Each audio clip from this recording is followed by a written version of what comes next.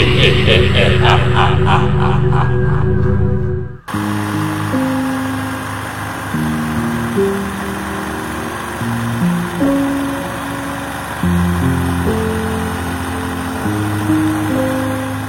গল্পটি পাঠিয়েছেন বাংলাদেশ থেকে মোহাম্মদ আলী আহসান। তার বাড়ি বাংলাদেশের মাগুরা জেলার শালিকা থানার অন্তর্গত গঙ্গারামপুর গ্রামে।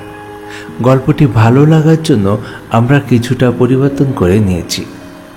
আহসান বাবুর বিশেষ অনুরোধ, গল্পে যেন তার ছেলে এবং মেয়ের নাম বলা হয়, কারণ তারাও আমার গল্পের নিয়মিত দর্শক।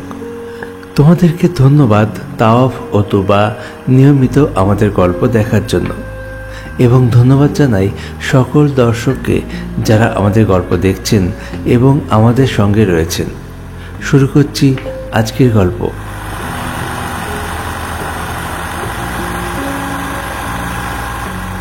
ইরে হাসান, পড়াশোনা কেমন চলতেছে? ভালোই চলতেছে মামা। তা দিদির মুখে শুনলাম তুই নাকি আজকাল কথা শুনিস না, সব সময় বাইরে বাইরে ঘুরে বেড়াস।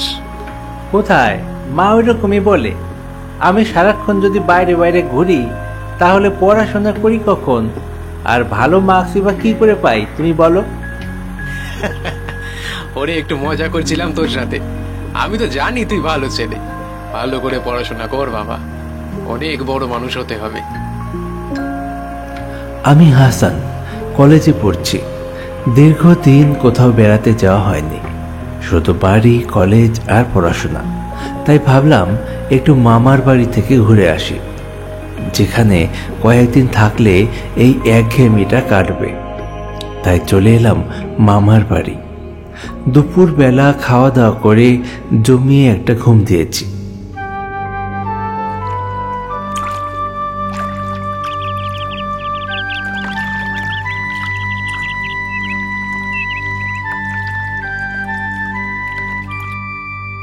সূর্য যখন পশ্চিমের কোলে ঢলে পড়ল তখন আমার ঘুম ভাঙল। ভাবলাম একটু বাইরে থেকে হেঁটে আসি।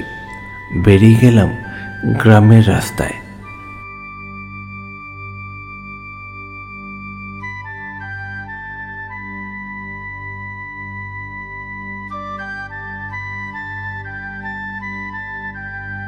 সন্ধে হতে চলল, রাস্তায় তেমন একটা লোকজন নেই। আমি একাই হেঁটে বেড়াচ্ছি রাস্তা দিয়ে। হাঁটতে হাঁটতে একটা পুকুর পাড়ে যেয়ে পৌঁছলাম। দেখলাম পুকুরটার অধিকাংশ জায়গায় কচুরি পানায় ভরা। আমি কিছুক্ষণ দাঁড়ালাম সেখানে।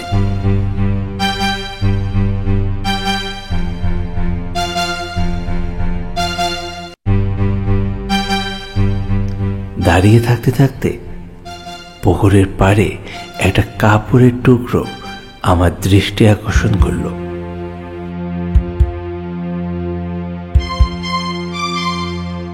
এটা কি কোনো কাপড়ের টুকরো? না না, টুকরো তো নয়। কাপড়টার কিছুটা অংশ পুকুরের পাড়ে, বাকিটা জলের তলায় কচুরি পানায় ঢাকা। এখানে কি কেউ কাপড়টা ফেলে গেল?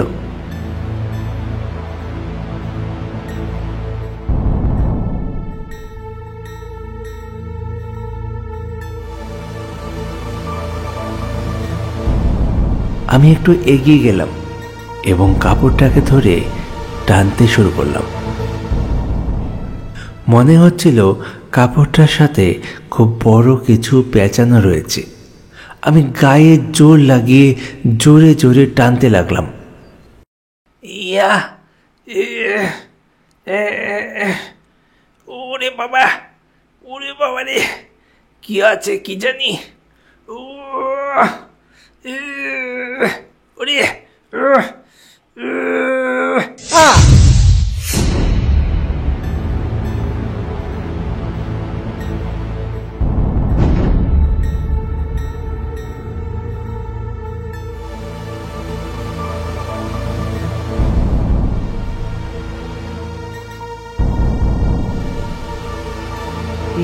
কি, এটা তো একটা লাশ।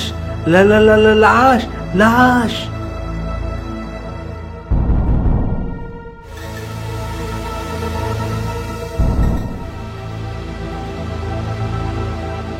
লাশটা দেখতে পেয়ে আমি খুব ভয় পেয়ে যাই। আমার হৃদয়ের স্পন্দন বেড়ে যায়। আমি দৌড়তে শুরু করি।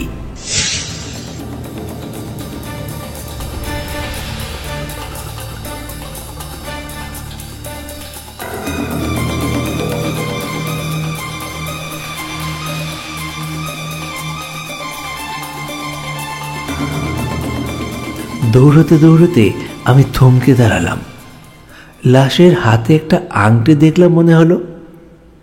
হ্যাঁ, একটা সোনার আংটি ছিল হাতে। এখানে তো কোনো লোকজন নেই। ওই আংটিটা খুলে নিলে ক্ষতি কি? আংটিটার প্রতি আমার খুব লোভ হয়। আমি আবার ফিরে যাই ওই লাশের কাছে।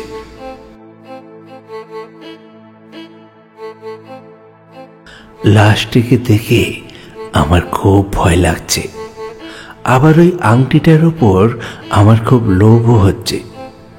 আমি এগিয়ে যাই সেই লাশের কাছে এবং আঙুল থেকে আংটিটা খোলবার চেষ্টা করতে থাকি।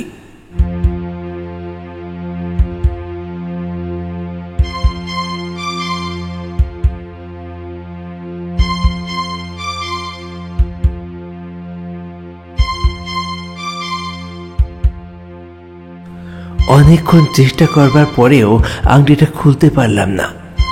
লাশটা জলে পড়ে ফুলে গেছে।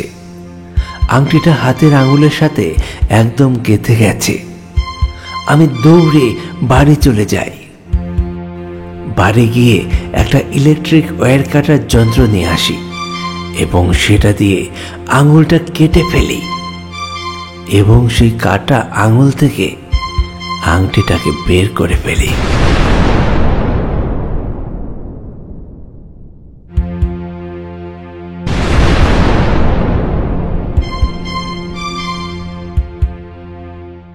ইতিমধ্যে সন্ধে হয়ে গেছে। চারিদিক অন্ধকার হয়ে এসছে। আমি সেই আংটিটা নিয়ে তাড়াতাড়ি বাড়ি চলে যাই। আংটিটা পেয়ে আমি খুব খুশি। বাড়িতে এই ঘটনা কাউকে বলিনি। এটা বলবার মতো কোনো কথাও না। আবার এই ঘটনা কেউ আমাকে সাপোর্টও করবে না। রাতের খাবার খেয়ে আমি চুপচাপ শুয়ে পড়ি।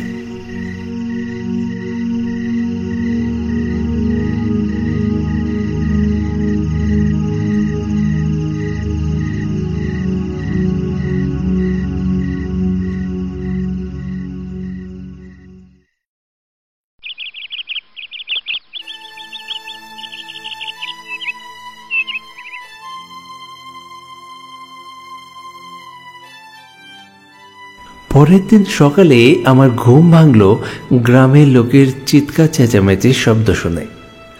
মামাকে জিজ্ঞাসা করলাম, মামা, কি হয়েছে গ্রামে? সবাই এত চিৎকার চেঁচামেচি করছে।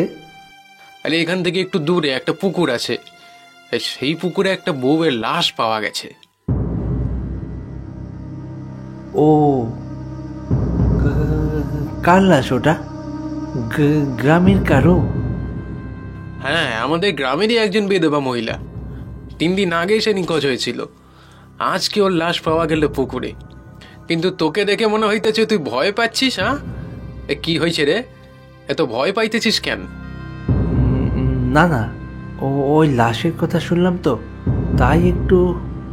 ও দূর পাগল, আরে ভয়ের কি আছে? ওই লাশ পুলিশ তুলে নিয়ে গেছে এতক্ষণে।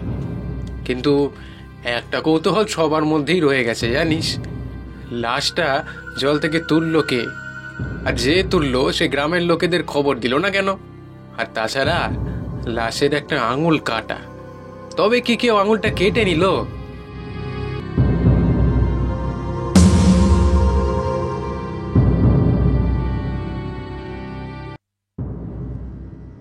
তা কি রে, তুই এত ভয় পাচ্ছিস কেন? কি হয়েছে? না না না না, এই তেমন কিছু না। ওই লাশের কথা শুনে। কি ভিতরে তুই? চল ঘরে চল, আমার ডিউটিতে যাওয়ার সময় হয়ে গেছে, চল।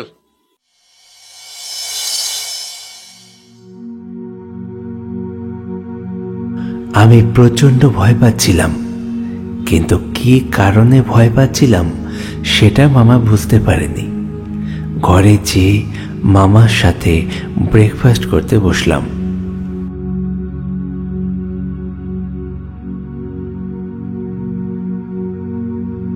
কিরে, তোর হাতের ওই আংটিটা কিসের?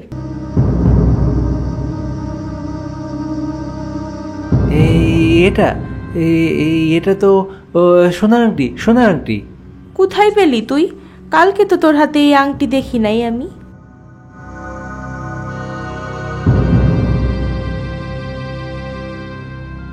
এইটা এটা আমার ব্যাগে ছিল, ব্যাগে ছিল। মা কিনে দিয়েছিল, আজকে সকালেই পড়লাম। ও আচ্ছা, সাবধানে রাখিস, হারাই না যেন।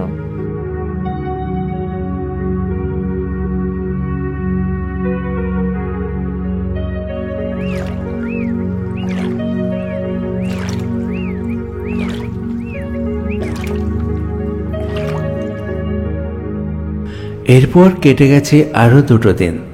আমি ওই লাশ আর আংটির কথা একদমই ভাবছি না, বেশ খুশ মেজাজেই আছি।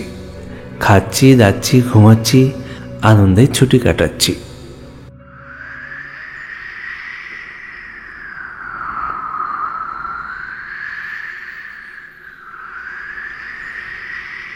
সেদিন সন্ধ্যে থেকেই ভীষণ মেঘ করেছিল, ঝোড়ো হাওয়াও দিচ্ছিল, বিদ্যুৎ চমকাচ্ছিল। মনে হচ্ছিল খুব বৃষ্টি নামবে, কিন্তু বৃষ্টি হচ্ছিল না। মামার সেদিন অফিসের কাজের চাপ থাকায় সে সন্ধেবেলা বাড়ি ফিরতে পারেনি। রাত প্রায় 9:30 বাজে। মামা ফোন করে বলে বাড়ি ফেরার জন্য কোনো গাড়ি ঘোড়া পাচ্ছে না। সেদিন মামা বাইক নিয়ে অফিস যায়নি, তাই আমি যেন বাইক নিয়ে যেয়ে মামাকে নিয়ে আসি। আমি সঙ্গে সঙ্গে বাইক নিয়ে রওনা হয়ে যাই মামাকে নিয়ে আসার জন্য।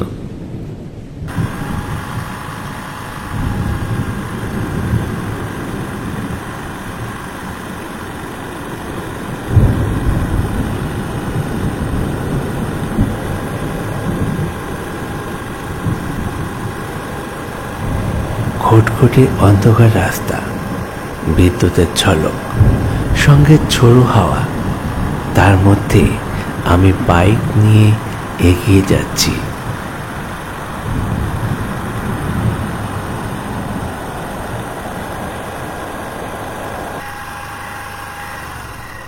বাইক চলতে চলতে হঠাৎ কোনো এক জায়গায় যেয়ে থেমে যায়। কোন জায়গায় এসে থামলাম বুঝতে পারছি না। চারিদিকে ঘুটঘুটে অন্ধকার।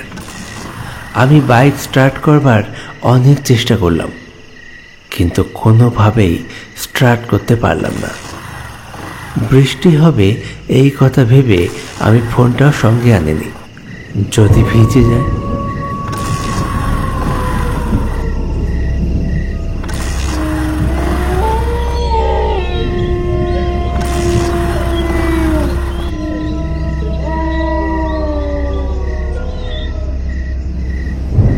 একটু পর পর দেখা যাচ্ছে বিদ্যুতের ঝলকানি।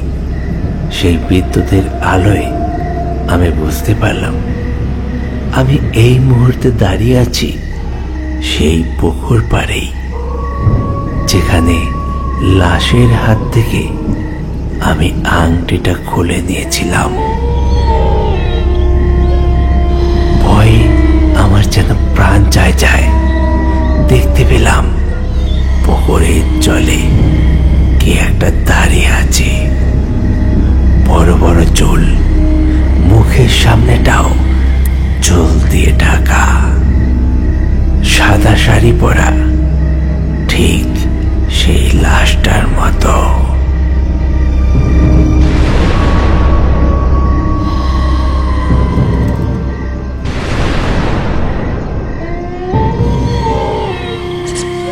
কে কে আপনি?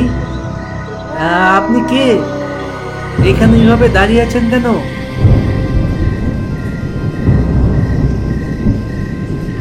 আমাকে চিনিস না, নাকি চিনেও না চেনার ভান করছিস?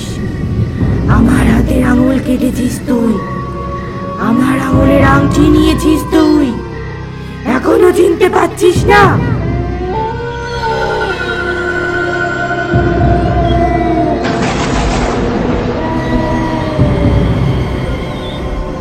বুঝলাম ও সেই লাশের আত্মা, যে প্রেত হয়ে এখানেই রয়ে গেছে।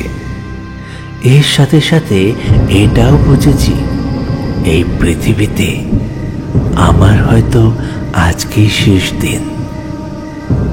লোভ খুবই খারাপ জিনিস। লোভ করলেই পাপ হয়, আর পাপ করলেই মৃত্যু। আমার ক্ষেত্রে আজকে ঠিক তাই হচ্ছে। আমায় তুমি ক্ষমা করে দাও, ক্ষমা করো, ক্ষমা করো। আমি অন্যায় করছি, আমি অন্যায় করছি, আমায় ক্ষমা করো। ক্ষমা? তোকে ক্ষমা? দে, আমার আংটি ফিরিয়ে দে, আমার হাতের আঙুল ফিরিয়ে দে।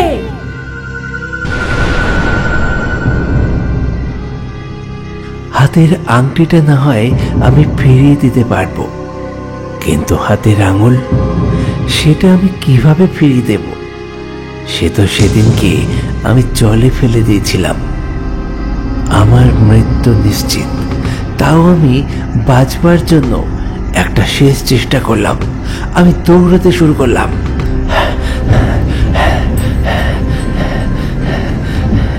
দৌড়াতে দৌড়াতে আমি কোথায় গেলাম জানি না। এক জায়গায় দাঁড়িয়ে দেখতে পেলাম কিছুটা দূরে আলো।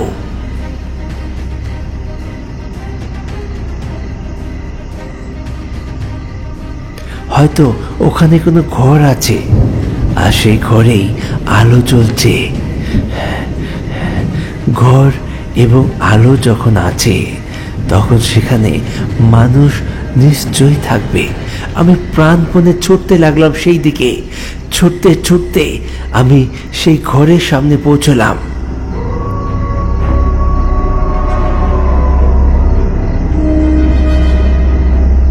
কেউ আছেন? ঘরে কেউ আছেন? আমায় বাঁচান, আমায় মেরে ফেললো। কেউ আছেন? ঘরে কেউ আছেন? আমায় বাঁচান, আমায় মেরে ফেললো। আমাকে বাঁচান, আমাকে বাঁচান। কেউ আছেন ঘরে? বাঁচান আমাকে।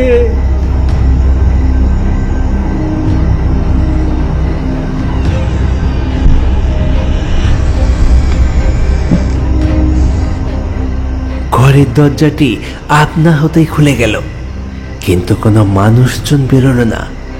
আমি কোনো কিছু না ভেবেই ঘরের ভিতর প্রবেশ করলাম। ঘরের ভিতর যেয়ে আমি আবারও চমকে উঠলাম।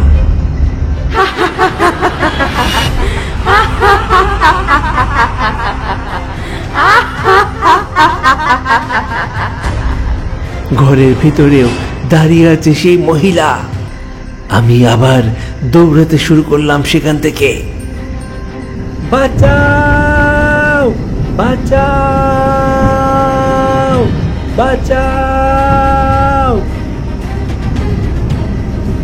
আমি বুঝতে পেরেছিলাম যে আমার হাতের আংটিটি খুলে ফেলা খুব জরুরি, না হলে ওই প্রেত আমাকে বাঁচতে দেবে না। আমি তাড়াতাড়ি হাতের আংটিটি খুলে ওই পুকুরের জলে ফেলে দেই এবং দৌড়াতে দৌড়াতে কখন যেন পড়েছে অজ্ঞান হয়ে যায়।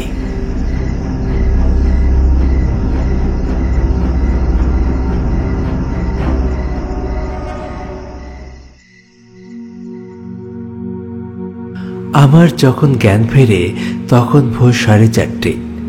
আমি দেখতে পাই আমি ঘরে শুয়ে আছি, আর আমার মামা মামি পাশে। অনেক রাত পর্যন্ত আমি মামার কাছে পৌঁছচ্ছিলাম না দেখে মামা রাস্তায় বেরিয়ে পড়েছিল এবং ভাগ্যক্রমে একটি ইঞ্জিন ভ্যান পায়, যেটা এই গ্রামের দিকেই আসছিল। সেই ভ্যানে করে আস্তে আস্তে রাস্তার ওপর সে আমায় পড়ে থাকতে দেখে এবং আমাকে উদ্ধার করে ঘরে নিয়ে আসে। আমি মামাকে সমস্ত সত্যি কথা বলেছিলাম। সব কিছু শুনে, তুই খুবই অন্যায় করেছিস। লোভ করা একেবারেই ভালো নয়। লোভের ফল সব সময় খারাপই হয়। তবে তোর বাঁচার জন্য একটা বুদ্ধিমানের কাজ তুই করেছিস, সেটা হলো আংটিটা ফেলে দিয়েছিস। আংটিটা না ফেললে ওই একটা তোকে বাঁচতে দিত না, মেরেই ফেলতো। তোর আর এই গ্রামে থাকা ঠিক না, সকালেই তোকে বাড়ি ফিরে যেতে হবে।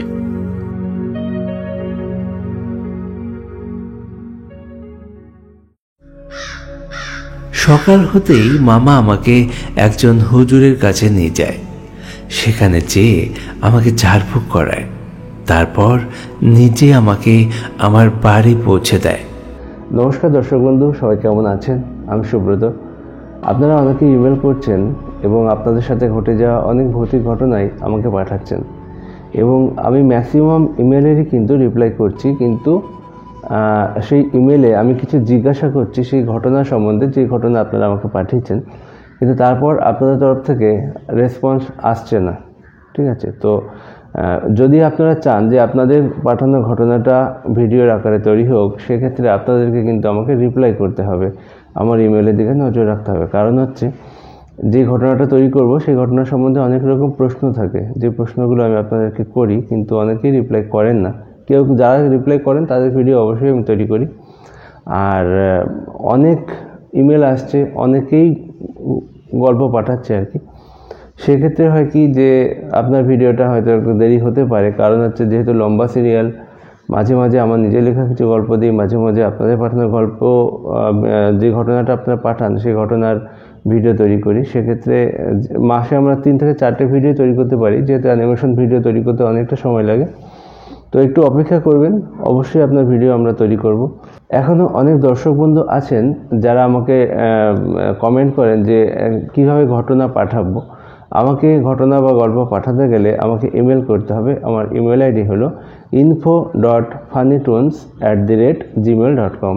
এই ইমেল আইডিতে আপনারা গল্পটা লিখে আমাকে ইমেল করতে পারেন, অথবা ফানিটোনসের যে ফেসবুক পেজ আছে সেই ফেসবুক পেজেও আপনারা কিন্তু আমাকে মেসেঞ্জারে ভিডিও গল্পটা লিখে পাঠাতে পারেন। সেক্ষেত্রেও আমি দেখে নেব ওখান থেকে। অবশ্যই চোখ রাখুন ফানিটোনস বাংলা ভৌতিক ইউটিউব চ্যানেলে। আর আজকের গল্পটা কেমন লাগলো সেটা অবশ্যই কিন্তু কমেন্ট করে জানাবেন। এই ধরনের মজার মজার ভিডিও আমরা তৈরি করে থাকি আপনাদের জন্য। আরও কী ধরনের গল্প চান দেখতে, সেগুলো আপনারা আমাকে আপনাদের মতামত জানান। আমি অবশ্যই চেষ্টা করব আপনাদের ইচ্ছা অনুযায়ী কাজ করবার। ধন্যবাদ, ভালো থাকবেন, দেখা হচ্ছে পরের ভিডিওতে।